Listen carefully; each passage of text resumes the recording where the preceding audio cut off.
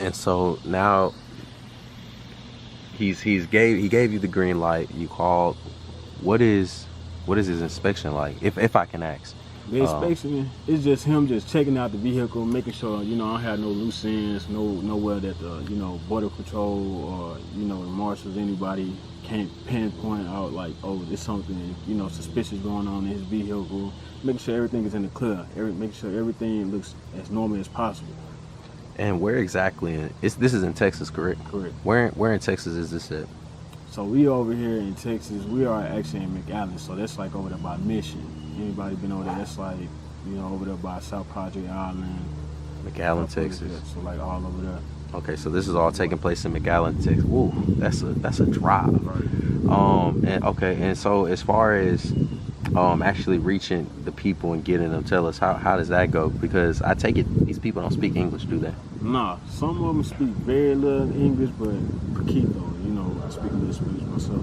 But they speak a little English, but you know, I had to pretty much translate everything to what I was saying. So like, you know, I just let them know like, hey, like we getting in the car, I'm gonna drive you to your location or whatever the case. And they already hip to it. They already know what's up. So they already know like once I'm coming to get them, they don't know exactly who coming to get them. They just know that like somebody's coming to get them and finna take them back to Houston. You feel me? So Okay.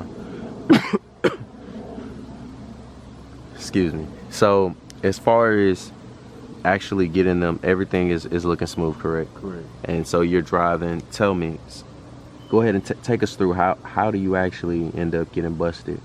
Tell us about that. So how I end up getting busted, it's like I got to the checkpoint. So if you ever been to McAllen or even to South Project Island, going in that direction, 45 South, you know that there's no checkpoint going in, but there's a checkpoint going out. So when you're going out, you know, the border patrol, they checking vehicles and everything, making sure, you know, you don't have any drugs on you, don't have no open bottles, you don't have no people. They doing all they, you know, their daily expectations. I said expectations. You're fine. Right, yeah, so they doing their daily routine. So, you know, they searching the vehicle. So me, how I ended up getting called was I jumped in one of the lines, and I ain't gonna lie, I did kind of stereotype. I'm thinking like, okay, if I jump in this line with this black guy, he sees nothing wrong with me, he'll just let me go freely. He just, you know, look, peep, and then I'm gone. That wasn't the case with me. I got up to his line, and you know, everything was going great. He was checking my vehicle. You know, he didn't see anything out of, you know, ordinary that might seem weird to him. But I just guessed today was the day he was just like, you know what, I'm going to take my job a little serious. Not saying that he wasn't doing what he wasn't supposed to, but, you know, he was a little precautionary with me. And he was just like, you know what, it's too good to be true kind of. So let me check all parts of your vehicle. So, you know, he got to look in the inside of the car, and he back into the trunk. Now, I imagine you're in the line, so you're seeing vehicles go before you. Right. Is he doing this to all the vehicles? No, that's the crazy part. Like how I'm seeing how he was doing it, you know, he'd just 1, 2, boom, and then just tell people go ahead and go. So I'm like, okay, he might do the same thing with me. And it's not that. So he approaches your vehicle. You guys are speaking. He's doing a regular routine. I've actually driven through one of those checkpoints before, South Padre to be exact, on the way back from South Padre to be exact.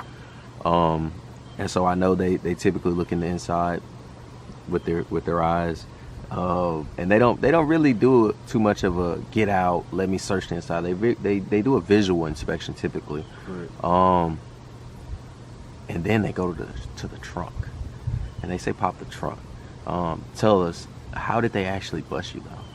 Okay, so yeah, so originally I did have him in the vehicle. Like I actually had him inside of the car, but you know, I was given other instructions for me to place them back there.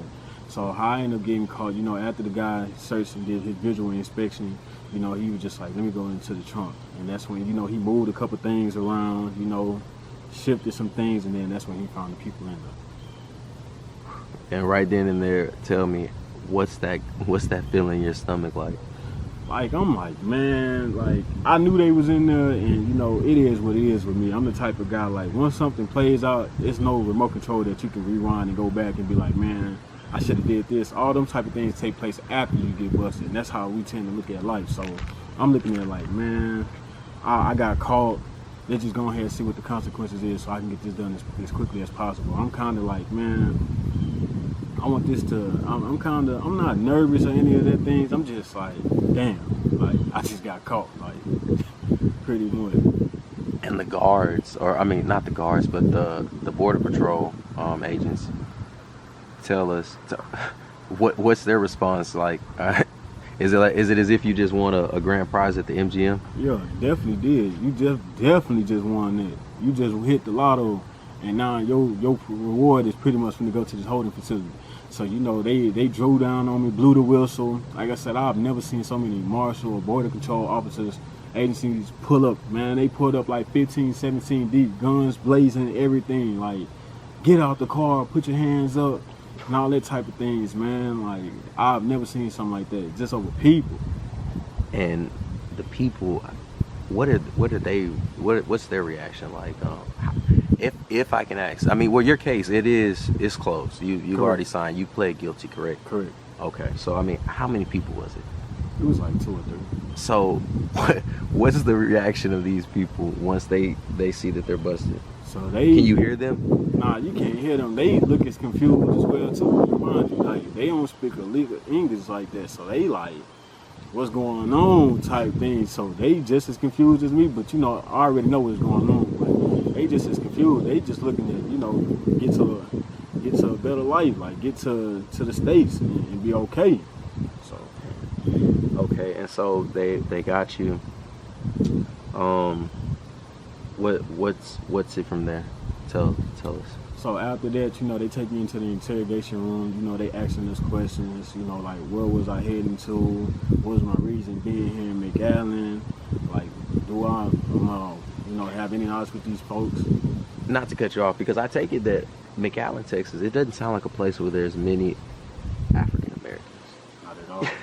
Not at I don't all. think too many African Americans live in McAllen, Texas. So seeing you drive through probably already raised their antennas, correct? Correct. All right. So I definitely understand why they asked that question.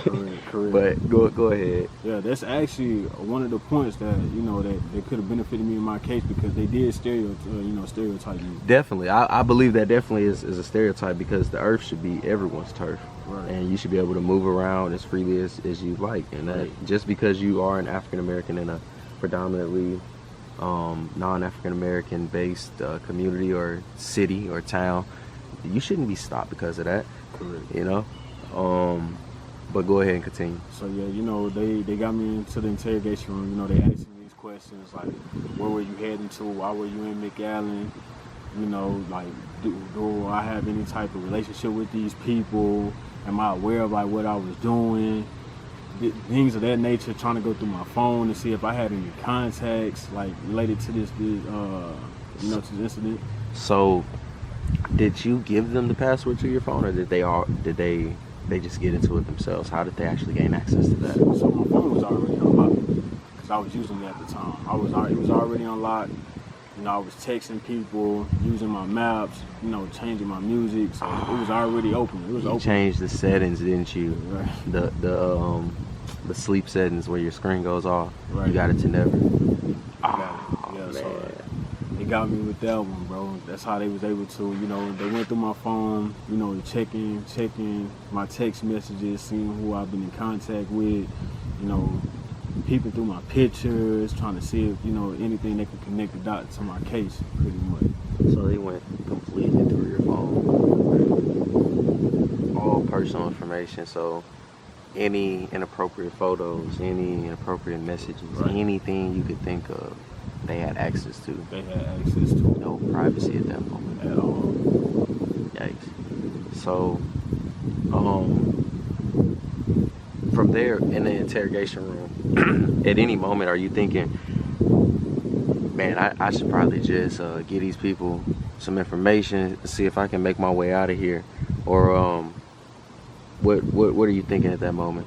I'm just thinking of like the best scenario possible. It's just like, you know, I don't want to bullshit them, but at the same time, I just want to just come as clean, as cut as I can be. Like, just put this on like some things like where I could just be, okay, this me, I did this, I own up to it. Like, you know, take some type of accountability.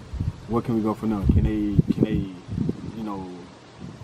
reduce the consequence, or you know, they can let me go with a slap on the wrist. I'm just like being just straightforward with them. Like, you know, this is kind of like my own thing. Like whatever y'all were looking through in my phone or whatever, who I was in contact with, I'm just letting them, like, you know, these are people I was just in contact with, like hanging out with, talking to my family or a friend, or you know, stuff of that nature. So you know, it kind of ease off the tension a little bit.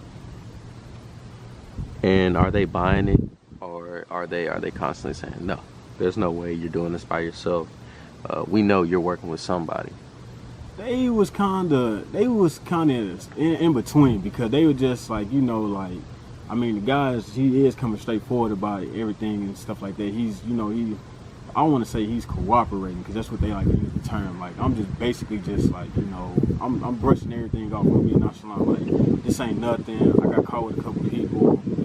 What's bad could happen? I seen these people on the side of the road pretty much, and I just thought that, you know, I should help them out, whatever the case like that. And I definitely understand that, but the logic of, they're definitely gonna probably ask, well, why did you put them in the trunk? Correct. Right.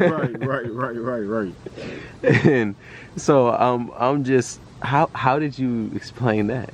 So how I explain that, like, you know, it's how I did it. I was just like, you know, they was originally in the car, but you know, like, they just felt more comfortable back there. Like, trust me, I gave them the most bullshit answer possible I could give them, but it was no explanation for them to be in the trunk, because there's reckless endangerment and somebody's life is in the back, you know, in the trunk, and they have no way of communicating with you if something was to happen. So that part right there, it was no getting around it. Like, obviously I knew what I was doing, but you know, I tried to give them the most bullshit, honest answer possible. Like, you feel me? So Definitely, because I'm thinking the whole time, I'm like, okay, you can probably go with the you know, the excuse of like, you know, hey, I seen these people on the side of the road, it's hot, I you know, I had a what would my mama tell me to do moment, you know? Right. And I wanted to help, but then, you know, so I gave him a ride, but then, you know, when you get to the part of, why are 3 people stuffed in the trunk? Right. Probably underneath some stuff so they can be hidden. Right. Probably where it's even hotter than outside. Right. Then it kind of kills your whole story, you know what I'm saying? So I'm just, you know, I'm just curious of how you explain that. Right. But do you believe they bought that? No, most definitely. Remind you, these border control, they see stuff like this all the time. They trying to catch somebody in the act of doing something illegal, whatever the case. So, you know, they break this down with all the employees and staff members to what to look for and what to pay attention to and what to do in this scenario. Like I said, I tried to get the most bullshit excuse I could that kind of sound good, but when you look at it that way, and that's the only way you can look at it, there's really no explanation, because if you were trying to do that, they'll be inside the vehicle and not in your trunk. Yeah, definitely. So I mean, as far as the interrogation goes, you didn't give them anything. You're telling them that it's you, correct? Correct. Okay. So what's it from there? What are they saying? So, like, you know, they're like, okay, that wraps up our, you know, our questioning. We're going to, you know, we'll put you into the holding tank, and then, you know, we're going to deliberate amongst ourselves, and we're going to come up with a decision. So, you know, they checking my background, so checking my criminal history. Of course, you know, I'm already on probation for aggravated assault with a deadly weapon. So, you know, they looking into all that, seeing my criminal background, criminal history. They taking all aspects of everything into consideration of, you know, me having the people in the trunk, which is reckless endangerment, because their lives could be in harm, or whatever the case, if anything was to happen, God forbid it didn't. And, you know, they just deliberating with themselves. So I'm in a holding facility, you know, time going by. You know, I was supposed to be home a long time ago, so I'm seeing the clock tick. I'm like, bro, I supposed to be going, like, what are y'all deciding to do? So, you know, they come back, you know, periodically they checking on me, asking me, do I need anything? I'm questioning them, like, you know, how much longer is this going to take? They're like, we still talking, we trying to piece up everything, you know, and then eventually they came up with a decision with just like, you know, like, we gonna let you go, put you on the bus, we're gonna confiscate your car. All you have to do is just go back and come back with, you know, a relative or somebody to help come pick up your car or whatever.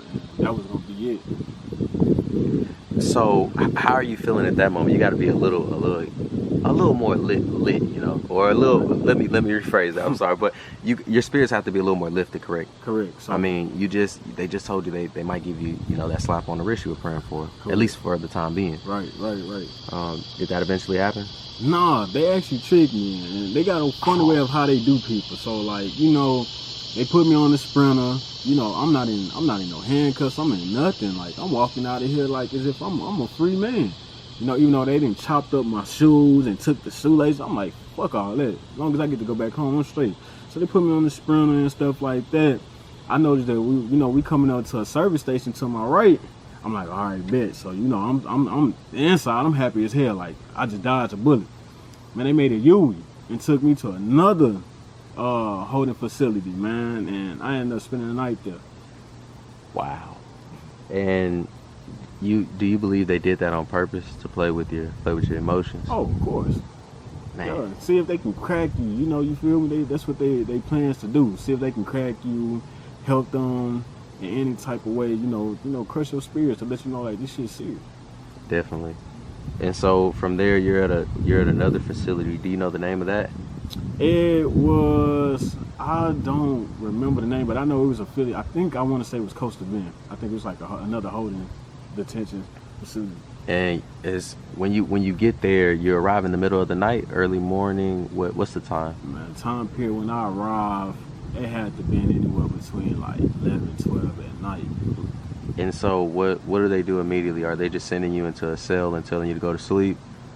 Or when I got in there, you know, they processed me in, and they just had me in a cell by myself pretty much. You know, they gave me a mat, and they gave me this foil type of paper like tight blanket. Like it's supposed to be like a thermal